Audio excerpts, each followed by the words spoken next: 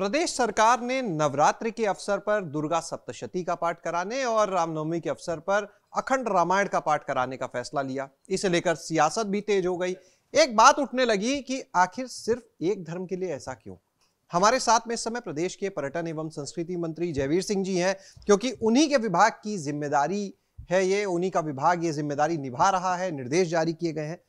मंत्री जी ये बताएं, सबसे पहले तो जो आयोजन का आप लोगों ने फैसला लिया, दुर्गा सप्तशती का पाठ होगा, देवी जागरण होंगे, रामायण होगी, इस पर इतनी सियासत क्यों? देखिए, संस्कृति विभाग का गठन ही इसलिए किया गया है कि भारत की मूल सनातन संस्कृति, परंपराएं, आदर्श, मूल्य, हमारा रहना सहना खाना परंपरागत रूप से अगली पीढ़ी तक पहुंचे। ये जिम्मा संस्कृति विभाग का है। हम कल्चरल रूप से बहुत भरपूर हों और इस कल्चर को संवर्धित करने का काम करें और अगली पीढ़ी तक पहुंचाने का काम करें। इसी क्रम में चाहे वो रामायण का पाठ रामनवमी के अवसर पर करने की बात हो, चाहे नवदुर्गा सप्तशती का पाठन में होने की बात हो, ये सारे निर्णय हम लोगों ने इसके लिए हर जिले में एक जिला संस्कृति एवं पर्यटन परिषद का गठन किया है।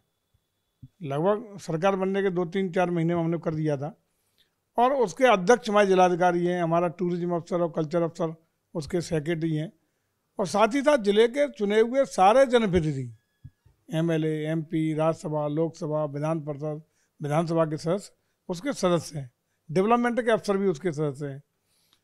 वो लोग जिले के आवश्यकताओं के बारे में, क्या क्या कल्चरल एक्टिविटीज होनी चाहिए, क्या क्या कल्चरल कार्यक्रम होने चाहिए, टूरिज्म के लिए क्या आवश्यकता है, पर्यटकों को किस तरह और वहाँ आकर्षित किया जा सकता है, ये सब काम उन लोगों की जिम्मेदारी होती है। समय समय पर वो लोग बैठकें करते हैं और निर्णय लेते रहते हैं।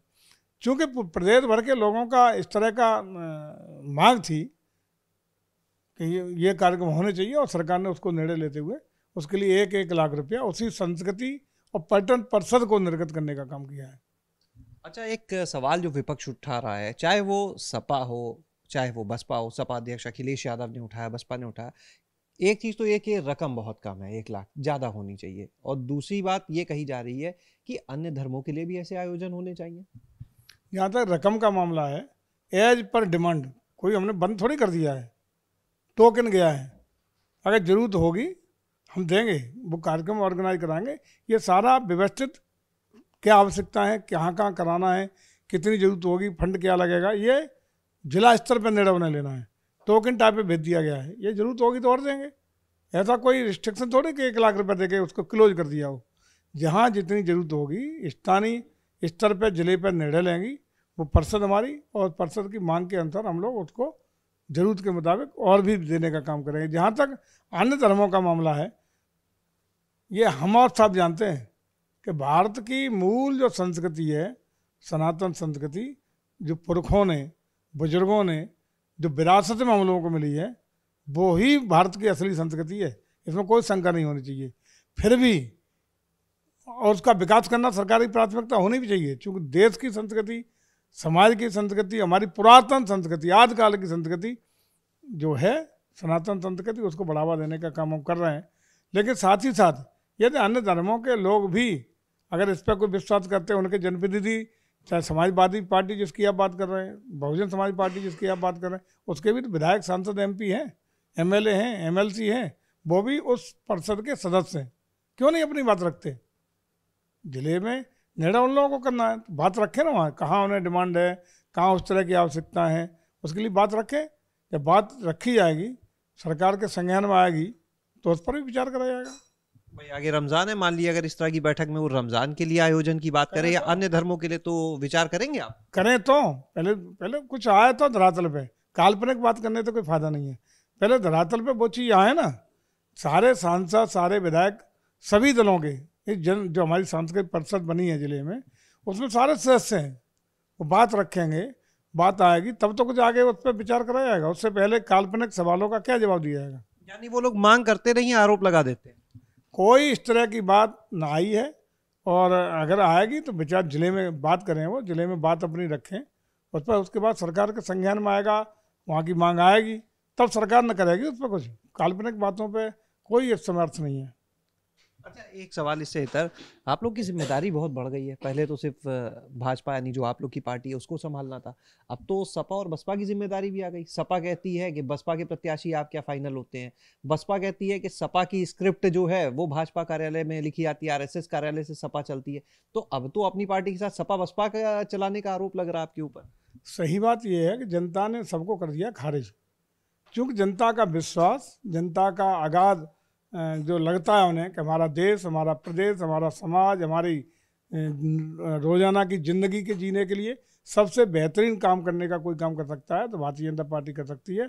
इसलिए उनका विश्वास आदरणीय मोदी जी पर, आदरणीय योगी जी पर बढ़ा है और पूरा का पूरा इतना विश्वास बढ़ गया है कि ये बौखलाहट में है और वजूद खत्म होने का, इनका वजूद खतरे में है, वजूद खत्म होने की संभावना पैदा हो गई हैं। इसलिए छटपटाहट में ये सब उल्टी सीधी बातें, ये करेंगे वो करेंगे। हमारे पार्टी के पास में नेताओं की कमी है, न कार्यकर्ताओं की कमी है और न जनता के विश्वास की कोई कमी है। जन विश्वास के आधार पर ही हम लोग पार्टी को आगे बढ़ा रहे हैं, देश को आगे बढ़ा रहे हैं और सरकार के माध्यम से उसकी सेवा करने का काम कर रहे हैं। कोई बी टीम है आपकी? दोनों आरोप लगाते हैं बी टीम होने का आपकी। ये बहुत तय करें ना दोनों, ये कभी गठबंधन कर लेते हैं, दोनों मिल जाते हैं, फिर अलग अलग एक दूसरे को गालियाँ देने लगते हैं। यही समाजवादी पार्टी के लोगों ने, जिस तरीके आप भी लोग बसपा के लोग नहीं भूले होंगे, जब स्टेट गेस्ट हाउस कांड मायावती के साथ हुआ था, जिसमें वो कहती हैं कि मेरा जी बुरे मार ही डाला होता, उसमें मायावती को बचाने वाले भी हमारे पार्टी के एक सम्मानित नेता थे, बड़ा उपकृत महसूस करती थी। लेकिन उन सब चीज़ों को भूलते हुए इन्होंने समझौता कर लिया, बेमेल समझौता, केर बेर का संग बनाया। अब आज पुनः अलग अलग होकर एक दूसरे को करे जा रहे हैं। तो इसका हम लोगों के पास कोई इलाज नहीं है, दोनों ही डूबती हुई नैया हैं। अब उनको छटपटा रहे हैं, परेशान हैं, क्योंकि जन आधार पूरी तरह इन लोगों का खत्म हो गया है। बहुत बहुत शुक्रिया बात करने के लिए। तो ये थे हमारे साथ में पर्यटन एवं संस्कृति मंत्री जयवीर सिंह जी, जिन्होंने दो टूक कहा कि जो फैसला सरकार लेती है, चाहे पर्यटन संस्कृति विभाग लेता है, चाहे वो धार्मिक आयोजन का हो, उसके पीछे एक प्रस्ताव होता है। वो प्रस्ताव जिला स्तर की बैठकों के माध्यम से आता है और संस्कृति विभाग जो है वो सभी धर्मों का सम्मान करता है। लेकिन अगर जिले से कोई प्रस्ताव ही ना आए जिसमें अन्य विपक्षी दलों के जो विधायक हैं, सांसद हैं, वो भी सदस्य हैं, तो आखिर फैसला कैसे होगा? कैमरा सहयोगी हरिओम के साथ शैलेश अरोरा, एबीपी गंगा, लखनऊ।